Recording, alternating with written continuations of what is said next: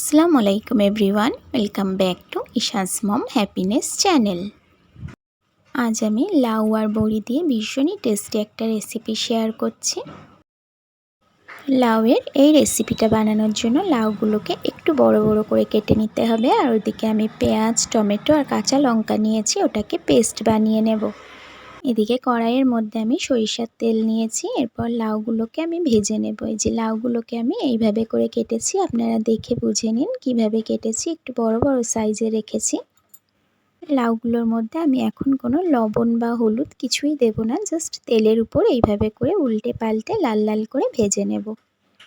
এই রেসিপিটা দেখতে যেমন সুন্দর হয়, খেতেও ভীষণ টেস্ট হয়। এটা রান্নার পরেও লাউগুলো এইরকম গোটা গোটাই থাকবে, কিন্তু একদম সিদ্ধ হয়ে যাবে। এই তো সবগুলো লাউকে লাল লাল করে ভেজে উঠিয়ে নিয়েছি। ওই তেলের মধ্যেই আমি কিছুটা বড়ি ভেজে নেব। তো বড়িগুলো বাড়িতে বানানো, যদিও আমি বানাইনি। কিছুটা বড়ি আমার একটা ফ্রেন্ড দিয়েছিল, পিঙ্কি, আর কিছুটা বড়ি আমার শ্বশুরের একজন ফ্রেন্ড দিয়েছিলেন। দু রকম বড়ি মেশানো আছে। তো বড়িগুলোকে লাল লাল করে ভেজে উঠিয়ে নিয়ে ওই তেলের মধ্যেই গোটা গরম মশলা, তেজপাতা আর গোটা জিরা ফোড়নে দিয়ে দিলাম।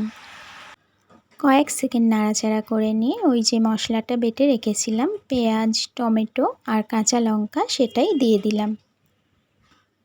এরপর আমি এর মধ্যে 1 টিস্পুন আদা রসুনের পেস্ট দিয়ে দেবো। দিয়ে খুব ভালোভাবে কষিয়ে নেব। 1 থেকে 2 মিনিট মশলাটাকে কষিয়ে নেওয়ার পর এখানে আমি একটু লবণ আর একটু হলুদ অ্যাড করে দিচ্ছি। লবণ আর হলুদ গুঁড়ো দেওয়ার পরেও বেশ কিছুক্ষণ আমি মশলাটাকে কষিয়ে নেব। মশলাটা আমি ততক্ষণ পর্যন্ত কষাবো যতক্ষণ পর্যন্ত না তেল ছাড়ছে। একদম সামান্য পরিমাণ কয়েকটা দানা চিনি এখানে আমি দিয়ে দিলাম।